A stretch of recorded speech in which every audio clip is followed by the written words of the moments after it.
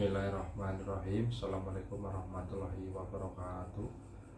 Nama saya Denis Kurniawan dengan NIM 112310173. Dengan ini saya akan membuat proyek UAS dari Mapel Ekonomi Internasional. Baik, saya akan memaparkan nomor 1 yang berjudul tentang pertumbuhan ekonomi negara mitra dagang utama dari 2025 sampai triwulan 1 2026. Poin pertama adalah mengenai pertumbuhan ekonomi negara-negara mitra dagang utama Indonesia seperti Tiongkok, Amerika Serikat, dan Jepang. Sepanjang tahun 2025 hingga triwulan pertama 2025 secara umum kondisi ekonomi global mengalami fase pemulihan yang menantang namun selektif. Tiongkok menunjukkan stabilitas pertumbuhan di kisaran targetnya berkat stimulasi sektor properti dan manufaktur. Sementara itu, Amerika Serikat mulai merasakan dampak penyesuaian suku bunga yang mempengaruhi daya beli domestik mereka. Pergerakan pertumbuhan ekonomi mitra dagang ini sangat krusial. Makna naik turunnya permintaan dari negara-negara tersebut langsung mempengaruhi volume ekspor komoditas andalan Indonesia. Yang selanjutnya adalah soal yang kedua, neraca dagang Indonesia surplus dan arus logistik nasional.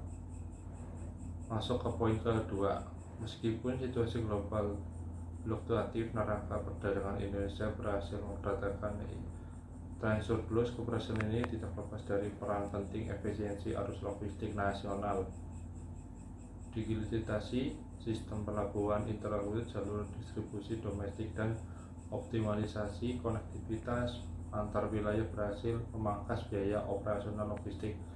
Hal ini membuat produk ekspor kita jauh lebih kompetitif pasar Indonesia sekaligus menjaga kelancaran pasokan bahan baku industri dalam negeri sehingga kinerja perdagangan tetap kokoh di zona positif. Selanjutnya adalah nomor 3, kondisi ekonomi saat ini dan dampaknya pada organisasi dan keuangan. Lalu bagaimana kondisi perekonomian Indonesia saat ini terdampak nyata?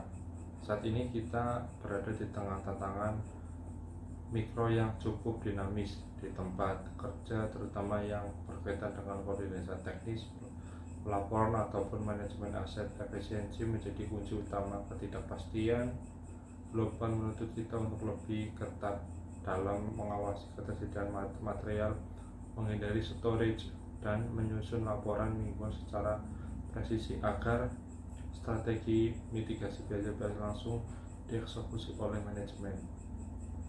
Dari sisi pengelolaan keuangan pribadi, kondisi ini mengharuskan kita lebih bijak dalam mengatur pos pengeluaran. Fokus utamanya adalah mengurangi dana darurat dan memastikan alokasi anggaran belanja tetap efisien di tengah biaya bayang-bayangkan inflasi. Selanjutnya adalah soal nomor 4, menyikapi penurunan ISHG dari 16.116 dan pelemahan rupiah menjadi 17.840. Poin keempat adalah fenomena pasar terkini. ISHG ditutup turun hingga ke level 6.116 dan rupiah melemah hingga tembus 17.843 per dolar Amerika Serikat. Bagaimana kita menyikapinya dalam kehidupan sehari-hari? Pertama, sebagai pelaku pasar atau investor domestik, penurunan ISHG ini harus direspon secara nasional, bukan dengan panik. Ini bisa menjadi momentum untuk melakukan screening ulang terhadap saham-saham berfundamental kuat yang harganya menjadi relatif murah atau undervalue. Kedua, menghadapi pelemahan rupiah, strategi terbaik di tingkat rumah tangga adalah menekan konsumsi produk impor dan beralih ke total produk lokal. Selain itu, kita perlu membatasi transaksi dalam mata uang asing jika tidak mendesak, guna menjaga stabilitas arus kas pribadi. Adalah nomor 5, yang berisi dampak capital outflow asing sebesar 4,5 triliun bagi Indonesia. Terakhir, mengenai modal asing yang keluar atau capital outflow yang mencapai angka 4,5 triliun rupiah dampaknya bagi penekanan ekonomi Indonesia cukup signifikan.